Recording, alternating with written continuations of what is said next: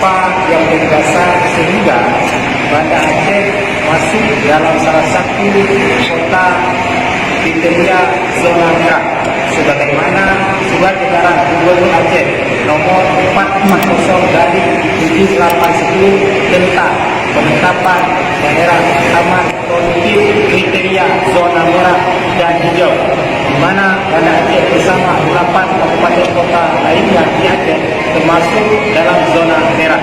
Kami mempertanyakan atas nama pimpinan dan anggota DPRK apa yang menjadi dasar kriteria sehingga kemudian Banda Aceh dimasukkan dalam kategori zona merah. Kami sangat tahu selama ini pemerintah Kota Banda Aceh itu sangat konsep dengan dukungan penuh dan unsur Forkopimda Kota Banda Aceh telah bekerja keras sejak awal ketika pemerintah pusat dan pemerintah provinsi menetapkan bencana nasional alam sudah bekerja sangat keras dengan dukungan masyarakat Banda Aceh.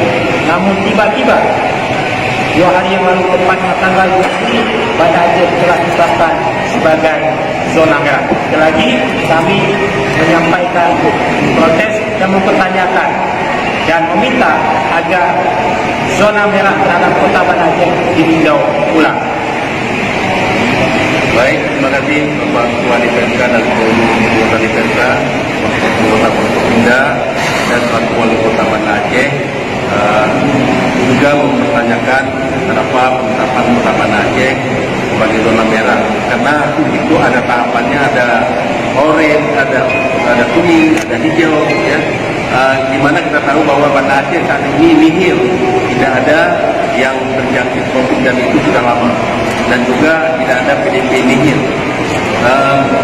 Penetapan ini sangat merugikan warga Kota Banda Aceh. Kita sedang dalam pemulihan ekonomi dan sudah berjalan dengan baik, dengan situasi yang baik. Akhirnya apabila ditetapkan sebagai zona merah, jelas bahwa Banda Aceh kita harus kembali lagi dengan seperti daerah-daerah lain, bahkan harus ditetapkan sebagai PSBB, ya, karena zona merah itu sudah sangat berat, ya, sangat berat. Dan penularannya sangat luar biasa. Sedangkan kita merasakan di Kota Banda Aceh ini tidak ada yang terjangkit COVID.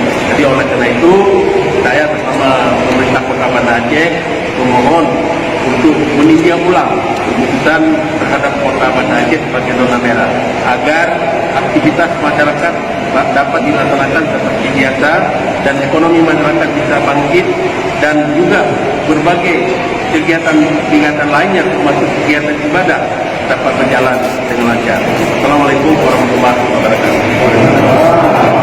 Forkopimda dan DPRK Banda Aceh